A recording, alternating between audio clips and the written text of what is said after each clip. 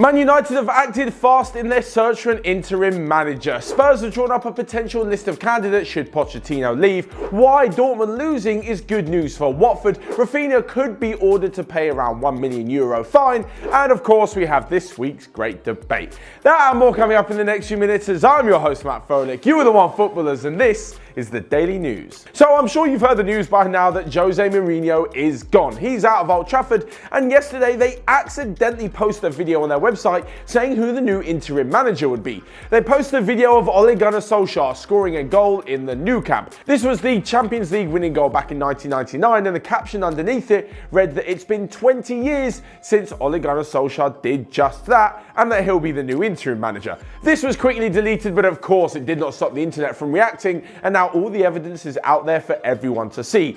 Along with this, the Norwegian Prime Minister tweeted that it was a good day for Norwegian football and good luck in charge of the Red Devils. That's all the information that any sort of journalist needs, never mind someone like me just ranting on YouTube. It's pretty clear that Ole Gunnar Solskjaer will be the interim manager for Manchester United. However, is this actually a good deal for them?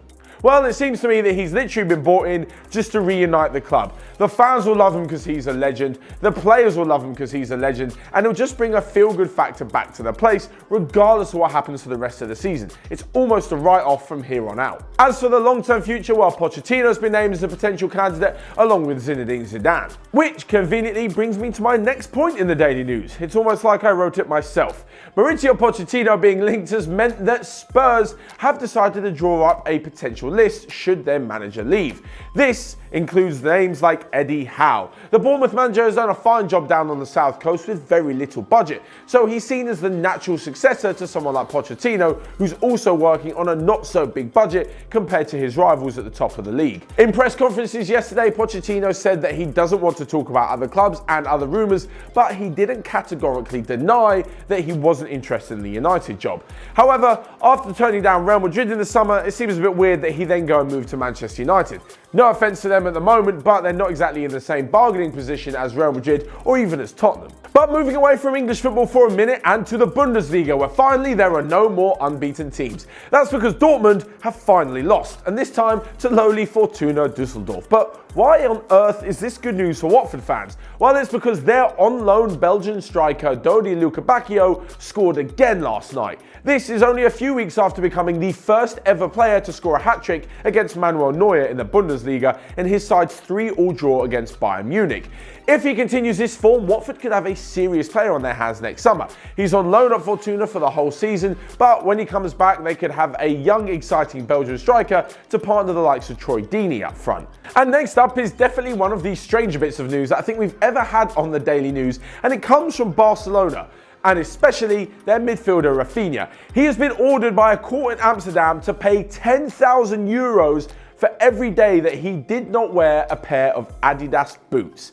Let me give a bit of background to this. Basically, Rafinha was signed to Adidas, meaning that he wore all of their boot range. In the summer, he thought that the deal has ended as they didn't stick with him in the extension during his injuries, so he started to wear Mizuno boots. Turns out this whole time he was actually signed to them and now has to pay apparently 10 grand per day just to apologise to them. All the way up to €1 million. This could prove very expensive for him. However, he's currently out injured until the end of the season with a cruciate ligament injury. So hopefully they'll probably take some sort of leeway with him and say, you know what, you're injured, you don't have to pay us this ridiculous amount per day. So aside from this, I actually want to know from you guys down in the comment section below, which is your favourite football boot ever? Maybe Rafinha didn't like the Adidas one, so decided to switch to Mizuno instead. But what do you guys think?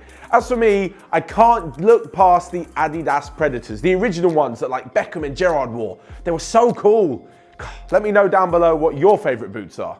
And lastly but not least, we have this week's great debate because it's a Wednesday. This is the Daily News every single Wednesday where the heads over at the Onefootball newsroom come up with a question to post to not only me, but to all of you guys as well. Of course, you can check out the app to find out what they thought of this week's question. But for you guys in this video, the question is, who is the best goalkeeper in the world at the moment? Now, this is a really, really difficult one. For me, it only ever used to be the likes of Buffon or Iker Casillas back in the day. But now there are so many. The likes of Alisson, Lloris, De Gea, even Neuer, even though he's not on that much form, are still fantastic goalkeepers. But for me, at the moment, I have to go with Ederson at Manchester City. Now, I know a load of you are going to have a lot to say about that. comment section. However, I just think the way he plays in goal in an attacking sense is what really makes him such a standout goalkeeper. If any of you have watched Manchester City this season, you've seen his distribution is incredible. His goal kicks are pinpoint accurate and he can smash it pretty much the length of the field.